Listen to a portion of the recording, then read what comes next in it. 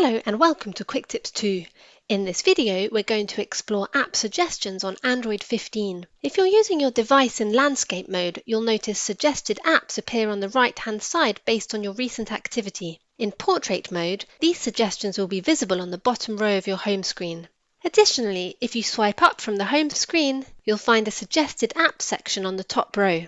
Today, I'll walk you through the steps to enable or disable these app suggestions on Android 15. Return to your home screen, tap and hold on any empty space, select Home Settings, tap on Suggestions. Here you can toggle off the options next to Suggestions in All Apps list and Suggestions on home screen. Once done, let's go back and take a look. As you can see, suggested apps no longer appear on my home screen. Also, they no longer appear in the All Apps list. If you have any questions, please feel free to leave a comment below the video.